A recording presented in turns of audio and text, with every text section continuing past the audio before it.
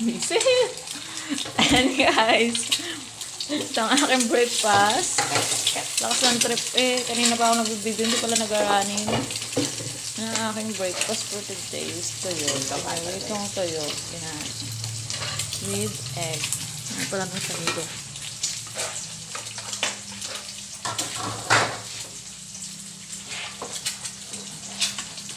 Sunny side up egg. Baka masusunog ko pa dito. Charot.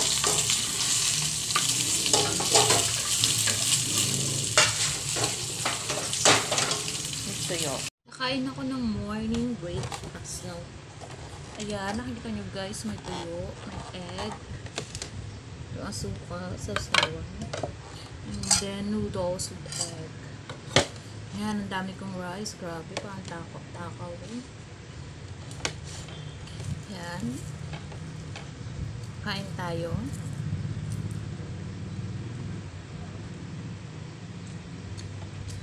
Kasi bawal magutom. Charot. Dami akong kain ngayon morning. Kasi hindi ako kumain kagabi guys. Hindi ako kumain kagabi. So babawi ako ng kain today. Yes.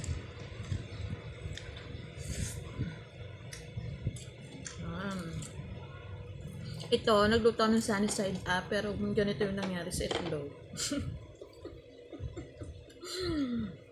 Masyado kasing sticky yung fan na ginamit ko.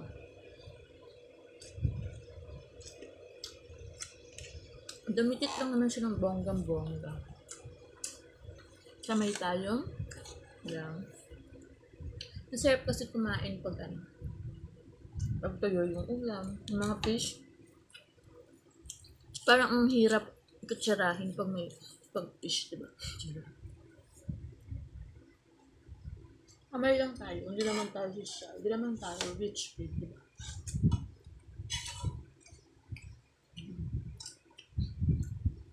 Noodles with egg.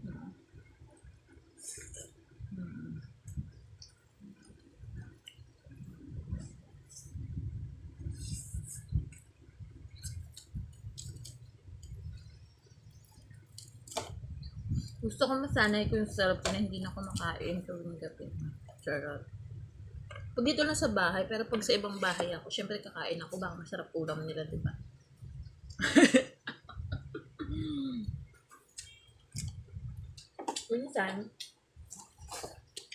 Minsan talaga, kahit ayaw kumain ng gabi, pag masarap ang ulam, wala, napapakain din ako. Kasi masarap ng ulam. Pag hindi ko trip ang ulam, hindi na lang talaga ako kain. Ganun.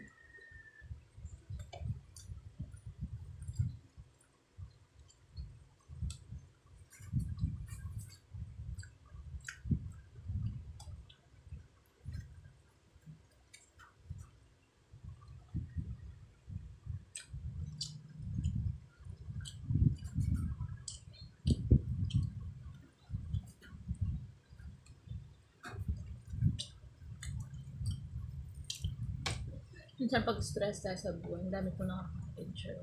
Stress? Ba't ba ako stress? Ang jowa ko kasi, hindi na ako mahal. Ay, hindi ko na pala jowa. Next ko na kasi hindi na ako mahal, di ba?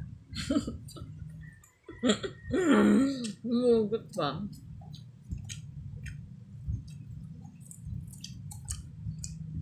Sige guys. Bye-bye muna. Tapusin ko muna itong aking pagkain. Bye!